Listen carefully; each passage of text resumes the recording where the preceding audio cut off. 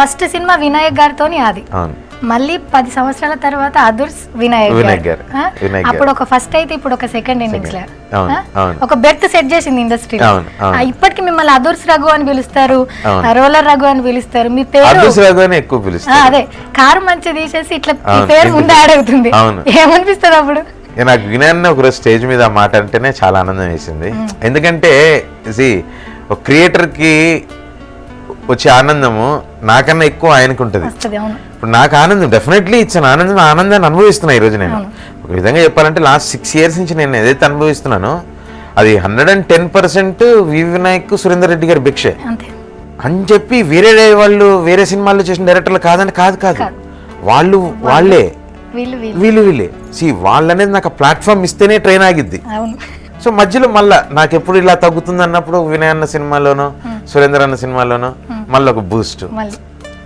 అదే 2014లో రేస్ గుర్రంతో టక్ టక్ టక్ లౌక్యము క్యారెక్టర్ అన్న ఒక క్యారెక్టర్ అని అడిగేంత లేదు ఎవరి దగ్గరికి ఒక్క సురేందర్ దగ్గర.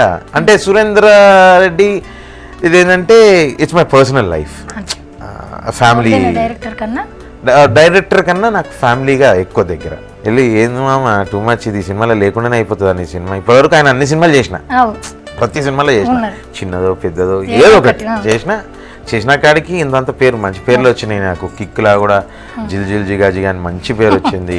అతనొక్కళ్ళ ఇది కానీ మళ్ళా ఊసరవెల్లిలో బీభత్సం, ఊసరవెల్లిలో చాలా పెద్ద పేరు వచ్చింది. కానీ అది నా కెరియర్లో ఇంకా ఎక్కువ తీసుకెళ్ళలేదు, చాలా ఎక్కువ తీసుకెళ్తుంది అనుకున్నది. I love my ever in my life time, చాలా ఇష్టమైన క్యారెక్టర్ అది, చాలా బాగుంటుంది. తర్వాత రేస్ గుర్రం, తర్వాత కిక్ 2, ఇప్పుడు ఒకటే ధృవ ఏం తెలియట్లేదు, కన్ఫ్యూజన్లో ఉన్నా.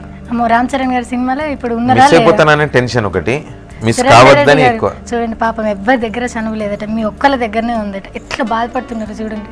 చూడండి ఇంకా సగం సినిమా షూటింగ్ ఉంది కదా, చెప్పిన చూస్తారు ఇక. నువ్వు చెప్పినావా? సురేందర్ రెడ్డి కూడా నా లైఫ్ లో లేడనమాట. అయ్యో మీ లైఫ్ మీకే. అంతేగా నన్ను ఆయన నుంచి కూడా దూరం చేస్తున్నావు నువ్వు. అంటే నువ్వు రికమెండేషన్ చేపిస్తున్నావు నాతో అని చెప్పి దూరం అయితే నాకు కాకుండా సార్ ఆయన చెప్తేనే నాకు తెలిసింది కదా. అయినా అలాగ తెలియదా మనం మాట్లాడుకున్నాడు కానీ.